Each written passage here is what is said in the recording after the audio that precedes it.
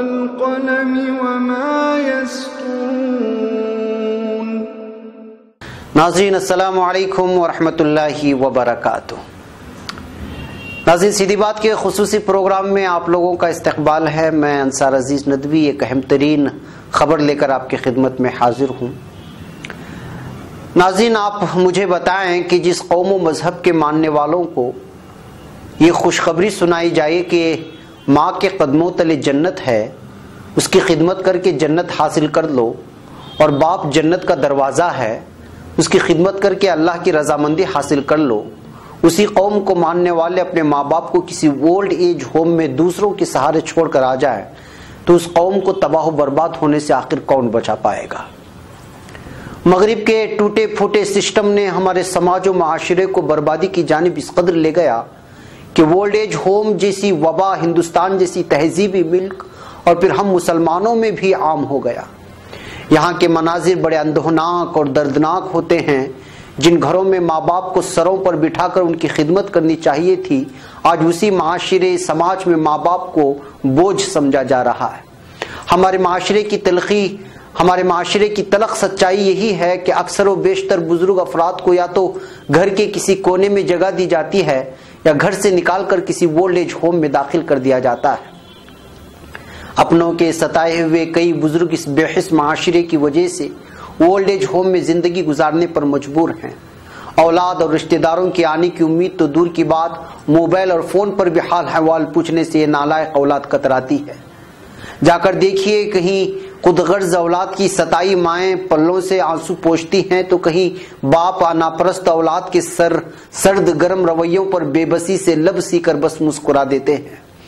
کتنی تکلیف دہ بات ہے کہ موجودہ دور میں ہمارے معاشرے میں بے حسی اتنی بڑھ گئی کہ بچے نہ بڑوں کی تعظیم کرتے ہیں نہ بڑے چھوٹوں پر شفقت۔ اس کا نتیجہ آج کیا ہے وہ ہمارے سامنے ہے۔ اولاد کی ٹھیک سے تربیت نہ کرنا بھی اس میں ایک وجہ ہے جو شامل ہے۔ ایسے دور میں لازمی ہے کہ بچوں کو اس کی تربیت کی جائے، بزرگوں کی عزت کیسی کی جانی چاہیے سمجھایا جائے، ماں باپ کے قدر و منزلت کو بتایا جائے۔ اسی کی طرف پہل کرتے ہوئے معاشرے کی اس ناسور بیماری کو سمجھانے، بڑوں کے درد کے احساسات کو سمجھانے اور ان کے ساتھ وقت بتا کر ان کے درد کو بانٹنے کے غرض سے بنگلور کے مشہور و معروف اسکول اور علما انٹرنیشنل اسکول مدینہ نگر منگم پالیہ بمنہلی کی انتظامیہ، اساتذہ اور یہاں کے ٹرسٹیان اور ذمہ داران نے ایسا اقدام کیا جو سب کے لیے قابل تقلید ہے۔ جی ہاں ناظرین، کچھ دن قبل 2 مرتبہ علما انٹرنیشنل اسکول کے 9ویں اور 10ویں جماعت کے طلباء و طالبات نے شہر کے ایک اولڈ ایج ہوم میں پہنچ کر یہاں رہائش پذیر بزرگوں کی خوب خدمت کی، اور یہ خدمت بھی اپنے جیب خرچ کو جمع کر کے انہوں نے خدمت کی، ان کے درد کو بانٹا، ان کی تنہائی کے احساس کو کچھ پل کے لیے صحیح دور کر کے اپنائیت کا احساس دلایا۔ ان مظلوم بے سہارا بزرگ جس میں کئی سارے نہ چلنے کے قابل تھے، نہ بولنے کے، نہ ٹھیک سے دیکھ پانے کے، ان سے گلے لگ کر ان کی دعائیں لیں۔ کسی نے ہاتھ پکڑ کر سہارا دیا تو کسی نے کھانے کا لقمہ بنا کر کھلایا، کسی نے بزرگ کو ہنسانے کی کوشش کی تو کسی نے درد کا احساس لیے چل دیا۔ ناظرین دراصل یہ اسکول انتظامیہ کی جانب سے اساتذہ استانیوں کی نگرانی میں طلباء و طالبات کی یہاں کتابی اور درسی کتابوں سے ہٹ کر عملی طور پر تربیت ہو رہی تھی کہ اور احساس دلایا جا رہا تھا کہ کل کو تم بھی بڑے ہو جاؤ گے تب اپنے والدین کا خیال رکھنا، کل کو تمہاری عمریں بھی ڈھل جائیں گی تو اپنی اولاد کی تربیت کا خیال رکھنا، کہیں تربیت میں ڈھیل اور پھر لاڑ پیار کی انتہا اتنی نہ ہو جائے کہ بیٹا اور بیٹیاں ماں باپ کو پہچاننا ہی بھول جائے۔ ناظرین دراصل یہاں کے اساتذہ اور یہاں کے ذمہ داران طلباء کو سمجھا رہے تھے کہ کہیں کل کو یہی حالت ان کی بھی نہ ہو جائے۔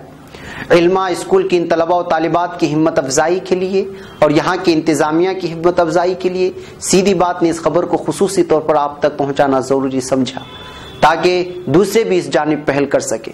اس اسکول کے چیئرمین جناب الحاج تفضل احمد صاحب صدر الحاج ریاض صاحب، سیکریٹری الحاج رضوان خان صاحب، خازن الحاج محمد امجد صاحب اور ممبر الحاج محمد فیروز صاحب سمیت اسکول کی پرنسپل ڈاکٹر شکیلہ بانو اور مولانا عبدالحفیظ جو کہ علمہ انٹرنیشنل اسکول کے استاد ہیں، یہ لوگ واقعی قابل مبارکباد ہیں کہ انہوں نے طلبہ و طالبات کی تربیت کے لیے اس طرح سے عملی طور پر میدان میں اتارا اور پھر بزرگوں کی قدر و منزلت کی پہچان کروائی تو خود اس جگہ رکھ کر بھی سوچنے پر مجبور کیا۔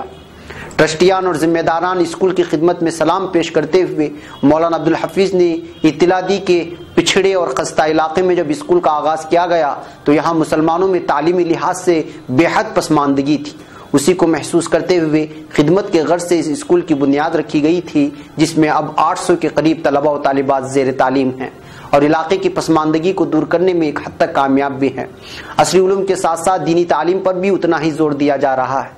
کیمپس میں نمازوں کا اہتمام ہے اور خواتین کے لیے حجاب اور طلباء کے لیے ٹوپی لازمی ہے۔ اس اسکول کا قیام سال 2011 میں شہر بنگلور کے اکابر علماء کی رائے مشورے، جس میں مولانا مرحوم ریاض الرحمان صاحب رشادی اور مولانا مفتی اشرف علی باقوی رحمۃ اللہ علیہ کی نگرانی میں ہی رکھا گیا تھا۔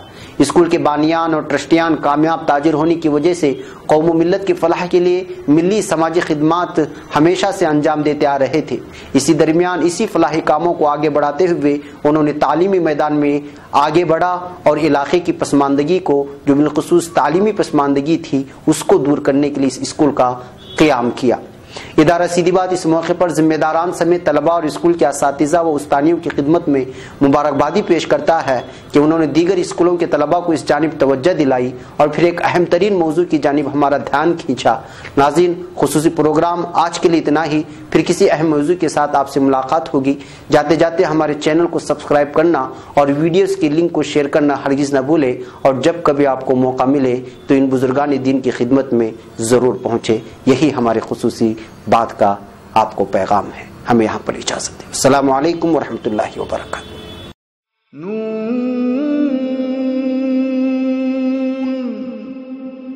والقلم وما يسطرون۔